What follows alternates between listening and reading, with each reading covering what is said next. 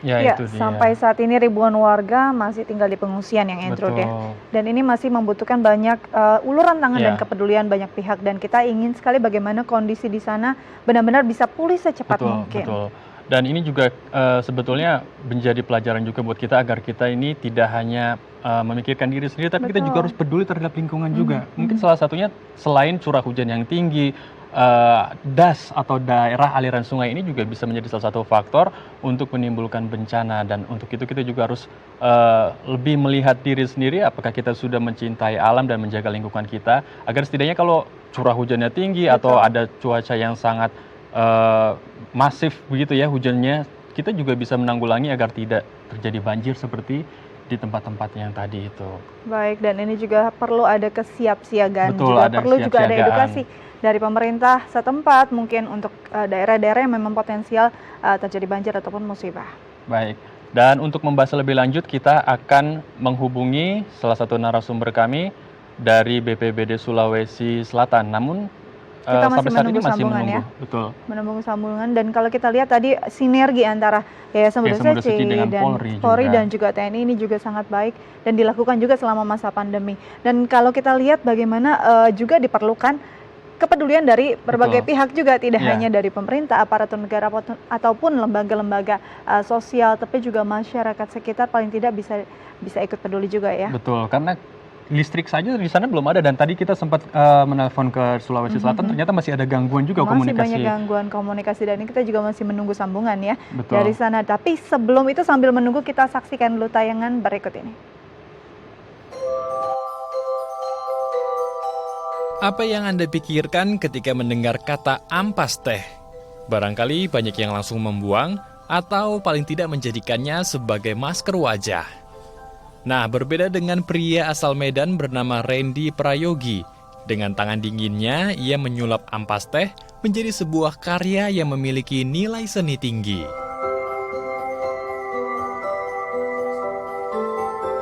Ya, dengan bakat seni yang ia miliki, Randy berhasil memanfaatkan limbah bubuk teh yang biasanya hanya berakhir di tong sampah menjadi sebuah hasil kerajinan yang memukau. Selain ampas teh, Randy juga memanfaatkan ampas kopi, jamu, hingga serbuk gergaji kayu. Dari beragam limbah ini, Randy bisa menghasilkan berbagai kerajinan seperti lukisan sketsa wajah, celengan, dan lainnya. Produk yang saya buat ini hampir 90% itu dari limbah. Karena memang mau mengangkat limbah rumah tangga itu kita jadiin produk gitu, produk kreatif yang bisa dimanfaatkan nantinya sama masyarakat gitu. Untuk awal itu 2012, tepatnya itu bulan 12 untuk main di limbah teh. Jadi saat itu kan kita punya rekan-rekan yang memang satu pemikiran untuk merubah limbah rumah tangga ini menjadi barang-barang kerajinan tangan gitu. Khususnya di Medan itu juga banyak TST ya. Nah, jadi limbah itu terbuang begitu banyak tiap hari. Mungkin satu kedai itu bisa sampai 5 kilo gitu. Jadi kenapa nggak kita jadiin produk kreatif sih gitu. Yang nanti juga untuk masyarakat, terus saya ajarin untuk masyarakat, jadi bisa dapat penghasilan juga untuk masyarakat itu sendiri. Dalam 1 bulan, Randy bisa menghasilkan ratusan kerajinan tangan yang bermacam-macam. Dengan omset puluhan juta tiap bulannya, Randy membandrol hasil kerajinannya mulai dari 50.000 hingga jutaan rupiah, tergantung ukuran dan tingkat kesulitan. Sejauh ini, kerajinan ramah lingkungan karya Randy sangat diminati oleh masyarakat lokal maupun mancanegara.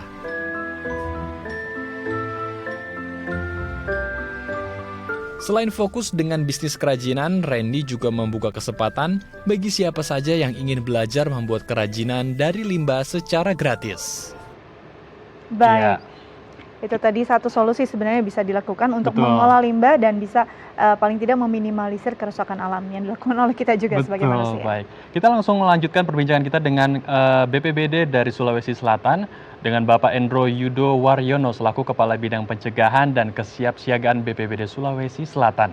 Selamat siang, Pak. Apa kabar, Pak Yudo? Oke, Endro, selamat maaf. siang. Halo Indonesia. Halo Indonesia, Kabar selamat baik, siang Pak. alhamdulillah. Baik, Pak Endro, ini kalau kita lihat banjir bandang yang terjadi di Luwu Utara Sulawesi Selatan ini sangat besar sekali dampaknya. Apa sebenarnya yang menyebabkan banjir bandang ini terjadi sehingga bisa membawa lumpur juga, dan ketinggian lumpur itu di rumah-rumah warga sekitar 1 hingga 2 meter. Ini sebenarnya apa yang menjadi penyebabnya, Pak? Iya, kalau penyebab utama pada saat kejadian, memang itu karena cuaca ekstrim ya, cuaca ekstrim yang memang ada seminggu berturut-turut itu diguyur hujan yang lebat, begitu Pak. Tapi kemudian pada puncaknya itu dia ada tebing yang kemudian mungkin tidak kuat menyangga air yang tersimpan di gunung itu, hanya longsor. Begitu. Demikian Bapak. Baik, ini ada longsor juga ya. Dan untuk melihat dari medannya sendiri, dari tim pencari korban sendiri, apakah ada kesulitan atau kendala yang cukup signifikan, Pak? Kalau kesulitannya juga banyak memang ya, karena itu air banjir bandang itu bercampur lumpur dan sangat-sangat luar biasa besarnya banjirnya. Nah, ketika air mulai surut, bisa ada lumpurnya tertinggal. Nah, kemudian ketika banyak saudara-saudara kita yang menjadi terdampak korban itu, ada yang tenggelam di dalam lumpur, terjebak dalam lumpur dan sebagainya. Kesulitannya salah satunya adalah ketika kita mencari agak kesulitan karena dia tertimbun di bawah begitu, Pak. Oke.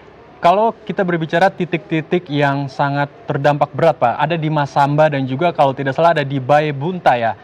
Daerah mana saja, Pak, yang saat ini sudah tertangani dan mungkin belum tertangani atau belum tersentuh karena lumpurnya mungkin sangat tinggi dan juga trek atau daerahnya itu sangat sulit dimasuki?